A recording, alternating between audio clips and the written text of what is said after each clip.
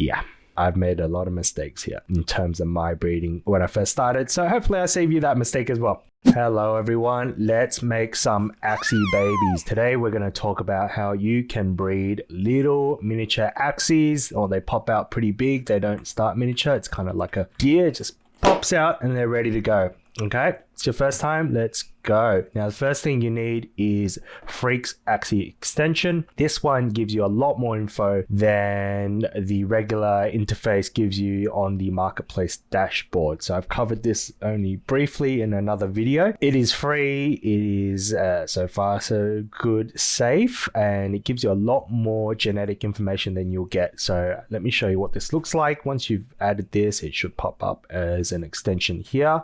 Make sure it's enabled. There might be a pop-up prompt to, depending on what browser you're using. Just hit that enable button.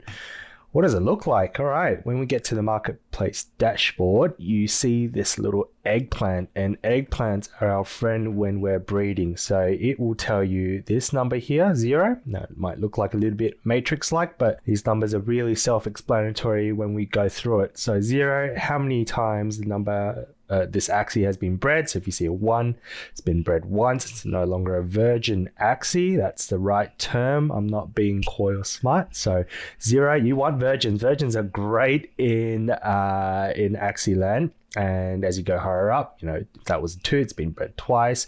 3 times. 4, we're getting to experience territory, and you'll see the value of these Axies drop off in the marketplace. So here you've got a 3 here. That's obviously, this aqua's been bred 3 times. H is a quick snapshot of its health.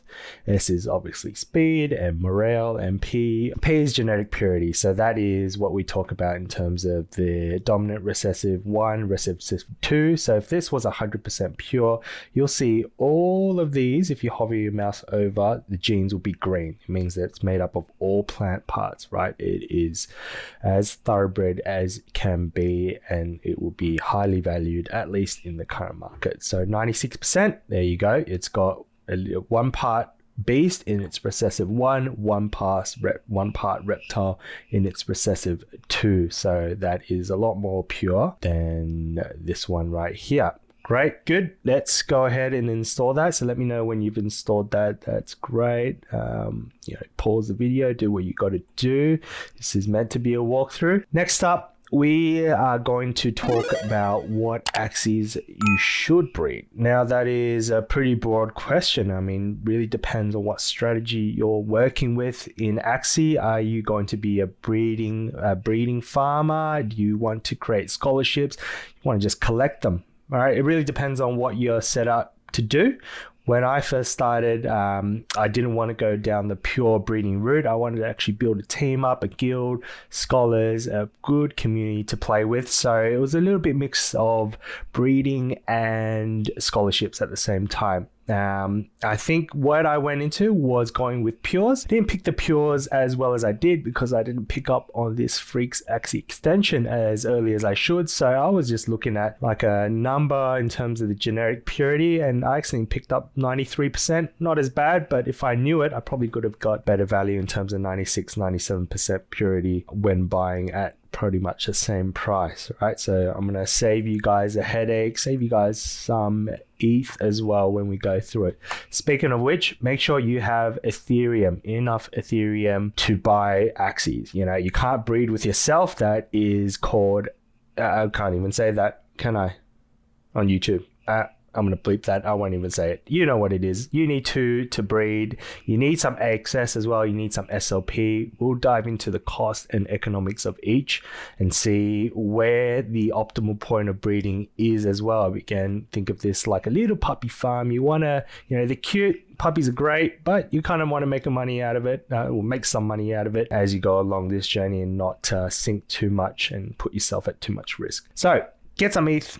Get some access, some SLP. We'll talk about those numbers going back into what class we should breed. I think plants have stayed the test of time. The biggest thing at the time of making this video is origins and land gameplay. I don't know how much that is going to change the gameplay, so please keep in mind, stay up with the developments that the devs pump out, as do all of us. We'll try and keep everything updated for you as well. But so far, since I started in mid 2021, several months ago, plants have tested well over time, right? Why? Because plants are the tanks most nearly everyone uses up front in their team. Let's head over to plant. How many are there? 173,000 on market. That's a fair chunk. It's probably because people are breeding them, right? So they're pretty standard builds that we can go for. So I'd say plants are quite safe. At the same time, I've seen reptiles hold up quite well, and the reason why is they're quite tanky, and they've got some decent abilities in their skill stats as well. Reason why I like reptiles probably more so than plants is that a lot of people shy away from them because they're more expensive up front to buy. So let's look at the floor price now. Quick snapshot, mental snapshot. Looks like 0.01 for plant floor axes. This extension probably needs a refresh. They're not really that pure up here. Let's have a look at reptiles. What's going on at reptiles here? Okay, we've got like a third, or almost a third as much here. The floors are looking quite bastard. Like, look at that. It's all a mix of stuff in there. If we jack up the purity, this is where we want to go. Let's say we want a 95% plus pure. If I can type that in. Okay, you're looking at a lot. Yeah, double the price on the floors already, and they're naughty. They've been bred as well. Let's just put this on a breed count. Actually, let's go back here. Here we go. Breed count. Now we're talking. This is where you're looking at. This is the realistic price. You're probably looking at $100 plus for these. What would that be in terms of a plant? Look at that. That's like more than half the price. It's like a 50% discount, right? So some people shy away, and again, I haven't even put in the skills that are desirable for reptiles as well. So a lot of people shy away because of the initial capital investment, but at the same time, there's usually a higher resale value provided no major updates have been made in terms of abilities. So plants are great, reptiles are great. Now, what's in the meta? Beast mech in the meta right now. By the time I release this video, I don't know if it's going to change, but it might. You know, where getting the picture that where we're guiding you to is it'd be great if you could breed everything, but that costs a lot of money. So what is something that's reasonable when you're starting out, or if you just have limited amounts of funding that you want to get it going? You know, my recommendation would be probably a plant, reptile, and one of these others.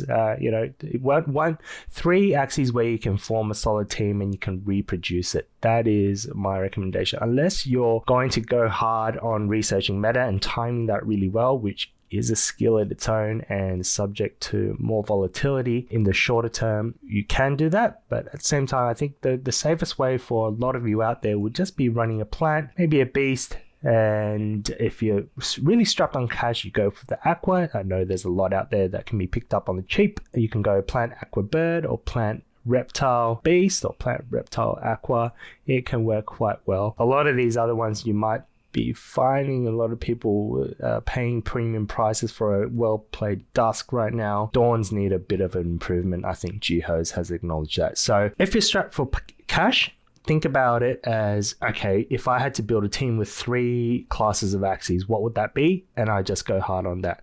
Now, why is that the case? Well, again, 2 Axies are needed for each, and the optimal structure I found going through this and breeding a ton of Axies myself is having 4 parents, right? You want 2 families to come together and breed. It makes it easier to track. It makes it easier to not slip up on the parts where siblings can't breed. Of course, that is incest. We don't like that. Axie doesn't like that. That is not a normal thing, although cousins can in Axies. You want 2 families. So what does that mean? Well, let's say we're just going to run with a plant. Let's say you run 2 plants. You have this one and this one. You got the parent 1, parent 2. They breed. They can breed, say, 2 to 3 children. Okay, you can't breed child A, child 2, child 3, right? Maybe I should draw this diagram up for you. Okay, now these 2 parents have bred. I'm going to just draw this arrow for you so we can follow it easily.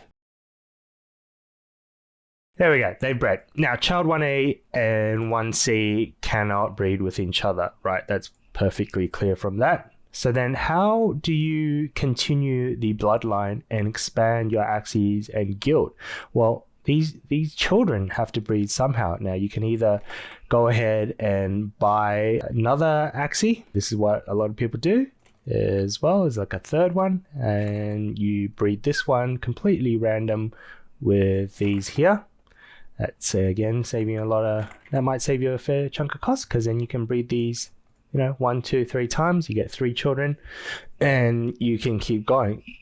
It gets a little bit difficult to track if you're planning for something big, right? I know this is completely viable. If you have the mental capacity to go do it, fantastic, do it, go ahead, if you find it cheap. How I'd like to set it up, how a lot of people like to set it up, is have a second family here.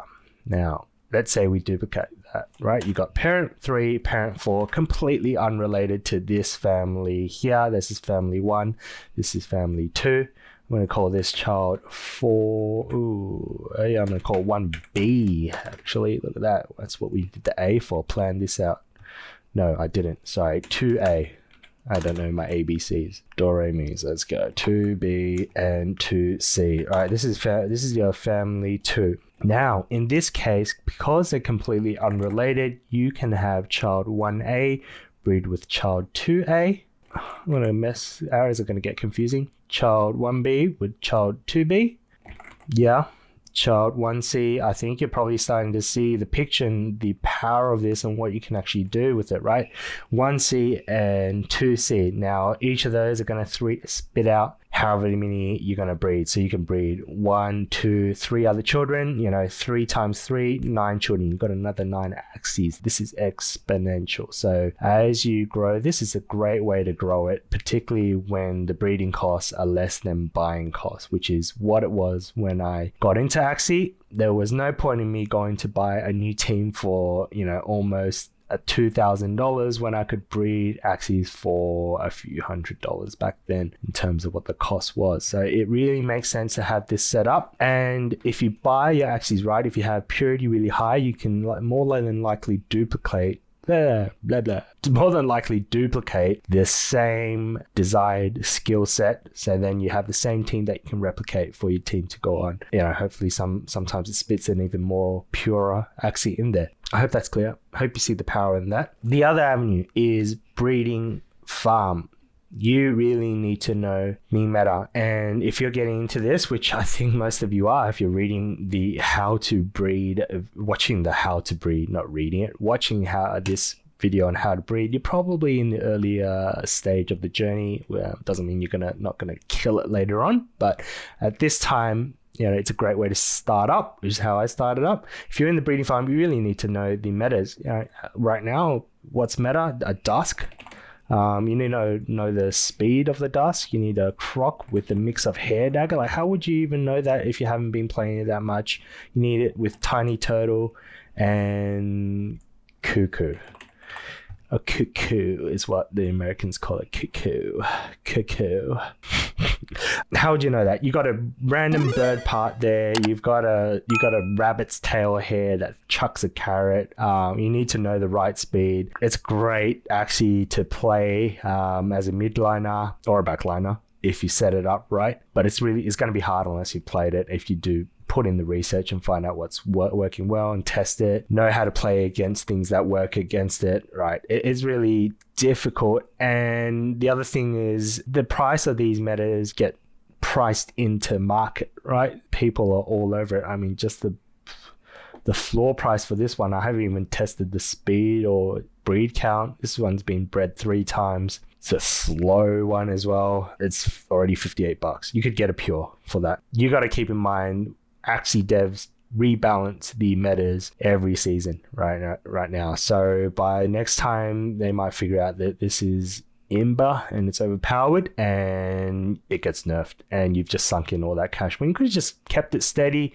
held on to some the pures. There's always going to be risks, but those risks apply to everything, right? Axie burning, Axie upgrading, the things they're talking about, land gameplay, we don't know what they're going to come out. So you take the path of least resistance. Those are more, I guess, risks that would affect anything, whether you bought a pure, whether you bought this, whether you bought a Termi, whether you bought a disabler. So I think on a balance of views, that's what I'm going with. That's probably a relatively safe bet in my mind at this stage. Again, new info comes out, we got to adapt to it as fast as we can. It takes a little bit of active work to build this up, so that's fair. The other beauty of this, again, is the beauty of the pure route and building it from the view of how would I like to set up that teams is, you really can go down that scholarship route. I know a lot of people are hating on scholarships right now. Well, that's purely a function because of SLP price going down, being low. So, it cannot keep going. Well, it can, but it's going to go to zero. And I think, again, I covered it in the first ever video. I think the balance of probability is more than likely we're going to see another wave come up. So why not have your scholarships ready and set out, build those skills yourself of how to manage a guild,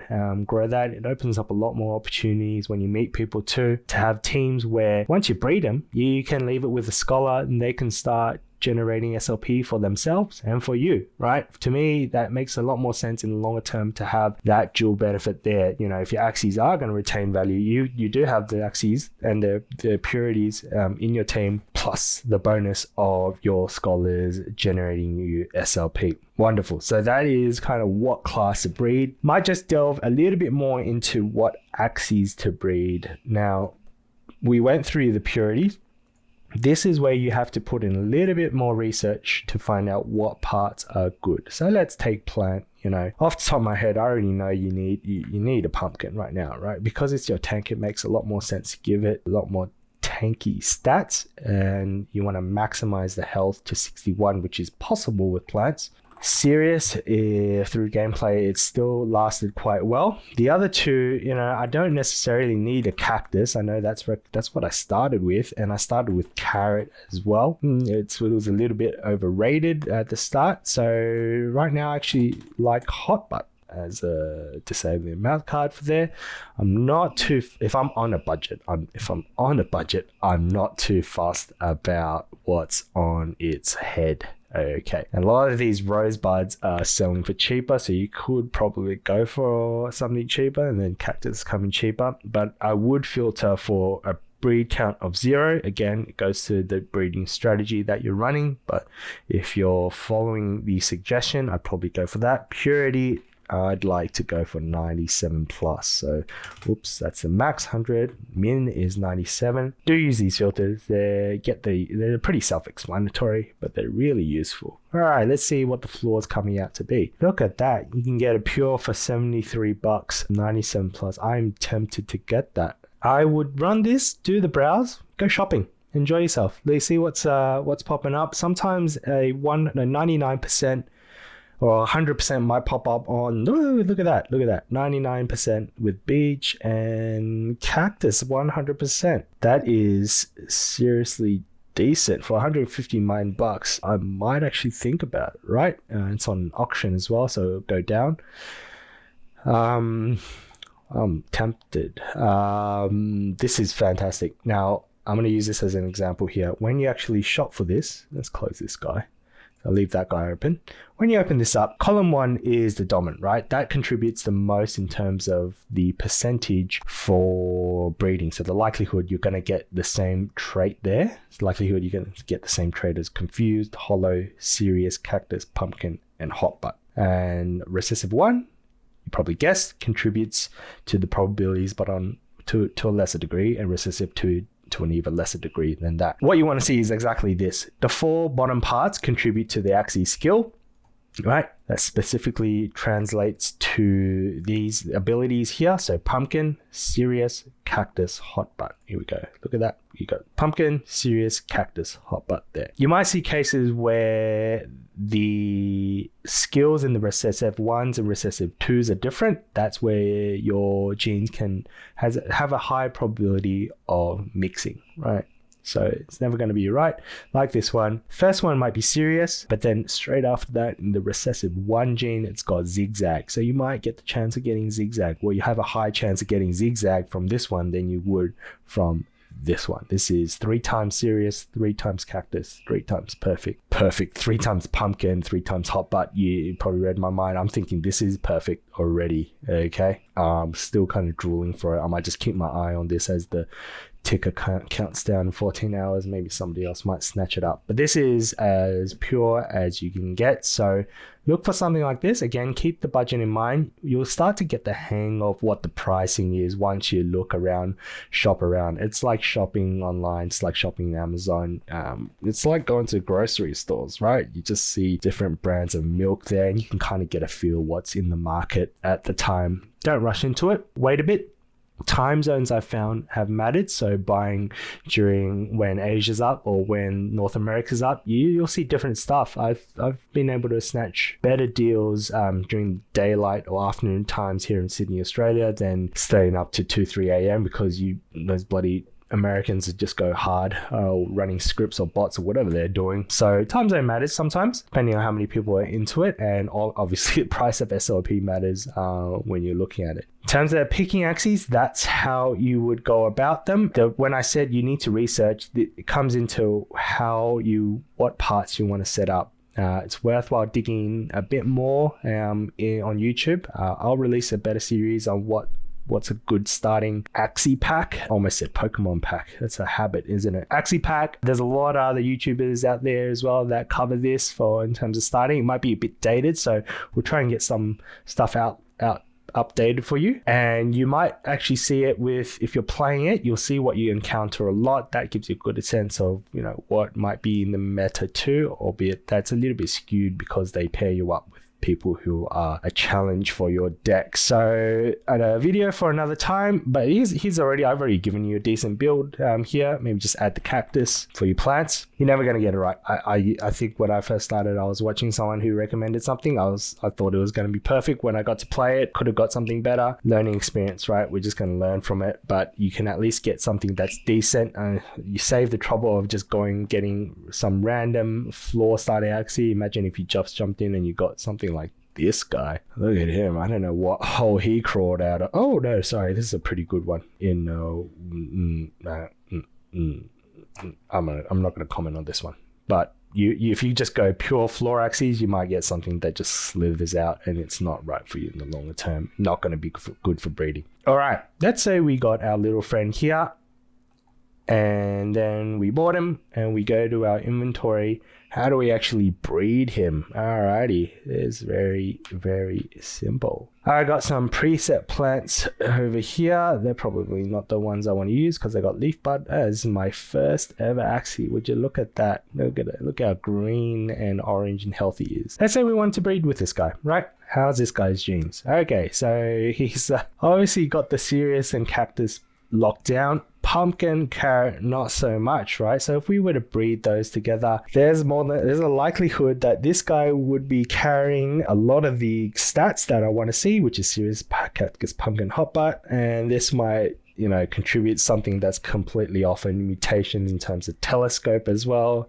I'm more so worried about the ones that contribute to the abilities like balloon and snake jar. I'm going to share with you a great tool if they haven't solved this for you, if they haven't shown you this yet. Where is it? There's my tools. Here we go. Breeding calculator. I will find it. I will find you and I will use you. It is Axie Zone. All right, Axie Zone breeding simulator. I'm going to drop this in the description for you guys so you don't have to dig through like I did like that. I'm not related to them yet. Hit me up, Axie Zone, if you want to talk about stuff. What you can do, see when you open up Axie, there's a number here. That is a unique ID. That is a unique NFT ID for each Axie. What you can do is go into the breeding simulator, paste in the 2 different breeding simulator numbers in here and hit this breed button. Look at that. And you hit that as many times as you want, mate. Hit it.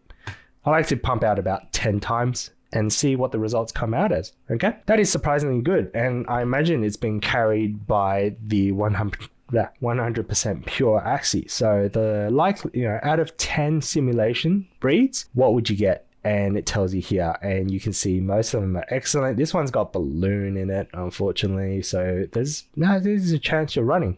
So if we keep breeding it, let's just hit this another 10 times, see how it looks. There you go. Now you're seeing some of the recessives creep up, but overall, the chance of you getting another pure plant is relatively high. That is exactly what I want to see. So this is a great tool, friends. Before you buy it as well, you can see this ID before you buy an Axie, before you buy both Axies. So you can get 2 plants that you don't own yet. Paste them in, see what that comes out with, and if you got yourself a sweet deal, buy that baby and start breeding them. Okay, if we were to breed it, let's say we do have both now. I've ran the test, looks good. How do I breed? Well, clearly there's a breed button here. When you own it, you would click that. It would ask you to choose an Axie. You pick an Axie you'd like. Obviously it's not that Axie, and you'd hit let's breed. I can't because I'm poor and I need access, so I need donations. Not really. All my excess is staked up, so I've paused breeding right now. I've just been buying Axies and staking now. But if you hit that breed and that's done. And that goes to our final topic. How many times should I breed them, right? Should I breed them like rabbits? Should I breed them like pigeons or pandas? What is the cost? Where's the optimal point? That is a great question. It's probably running through your minds. Let's chat about that now. We'll put breaks. Hopefully my video editor can put breaks down here somewhere to make it easy for you to jump around, but let's do it. So where did I thought I had this up. Here we go. This is the current cost table for breeding. These guys have done a great job with live updates, but you can easily run this in a simple spreadsheet yourself. So how much is the latest cost? It is a lot more expensive from when I got in terms of SLP, not in terms of actual dollar values. It's a lot cheaper in dollar values, I'll tell you that. Let's just walk through how this works, right? You can breed each Axie up to 7 times. After 7 times, it gets worn out. It's no longer suitable for breeding. It's in retirement, sipping a glass of rosé. So no more breeding for that one. Just enjoying its family, broad, big family. Most of the time, you'll find people don't go past breed 3 or 4. And this is really good. They hit up the 5 because it just doesn't make economic sense. And that's something you need to calculate. Okay, so number 1, if you were breeding an Axie for the first time, it's going to cost you 900 SLP for that Axie, right? So if you have 2 virgins, it's going to cost you 900 plus 900, which is 1,800 SLP plus 0.5, so half an excess to breed that once. Let's say if you have 2 pures, so these parents just bred once, that's child A, that costs you this amount here. The 1,800 SLP plus half an excess, which is based on current market values, just under $50 to breed that. If you were to pump out child B, how much does that cost? Well, price has increased, 1,350 SLP per Axie. So 1,350 times 2 plus 0.5. It costs you $60 based on current value. And see, you're getting the hang of it. Obviously, the third time, the price of SLP increases per breed. That's why you don't see this value up here, because, well, why is that? Let's say you bred your 3rd child. Remember, the chance of it being as pure is probability based. So you might get a complete wreck of an Axie and not exactly what you wanted, like with the plant here, right? Instead, you might get telescope here, snake jar here, you might even get balloon here, and you're down to a 70% pure Axie. If you go back to it, it is definitely not going to sell as much. So let's look at a plant. Let's just say we bred out an 80% pure plant with Sirius, with pumpkin. What else did we have? Cactus and hot butt. I love that chili. That's some spice. Here we go. It's going to be 0 bred because you can't pop out a baby and have bred already. Here's a breed count unless you're really smooth. Here we go. So you can pick something like this up for 40, 50, $60. Okay. Now, why would you go ahead and breed, pay $78 to be able to sell your Axie for $60? That, right? You get the picture? Doesn't make financial sense, doesn't make economic sense. Now, could make the case that you're giving it to a team of scholars. Again, that's why I like the scholarship route. There's a longer term value there, so you could push it for there. As you start to creep up to here, all right, you got to breed your Axie 6 times and maybe hope for a pure sells for what, $120? Yes, even if you get that decent pure, you're still in the red in terms of how much money you make. So it doesn't make sense at all to go that much further. That is why you see a lot of Axies kind of halt around this mark here in terms of breeding. Yeah, I've made a lot of mistakes here in terms of my breeding when I first started. So hopefully I save you that mistake as well. So keep in mind that it might change in the future. Now, the devs have changed this, 3 to 4 times since I started. The SLP used to be so much cheaper than it used to be. But then again, the price per SLP used to be a bit higher as well. So keep this table in mind. And again, this fluctuates based on the price of SLP and the price of AXS. So you really want to keep in mind what that is and the price of ETH. Because if you can go ahead and buy a cheaper Axie on market, why would you breed right now? You just go and buy it if you really need it. So keep an eye on the price of SLP, which is going up right now. That's because of the removal of Adventure SLP, and then also AXS, which I don't even know. Why did I click on Compound? Go away, Compound. Cool bananas. Now, one thing that you might be asking, it's a frequently asked question, well, what happens if I actually did breed, this one I might buy, that is, say if I bought it, the 100% pure that hasn't been bred, 0 breed, with this one that's been bred already, 3 out of 7. Now, in that case, again, it goes by Axie, right? So you pay 900 for the 0 breed. For number 3, because it's bred 3 times, it's going to breed for the 4th time, you're going to pay 3,600. So it'd be 3,600 plus 900, 4,500 SLP.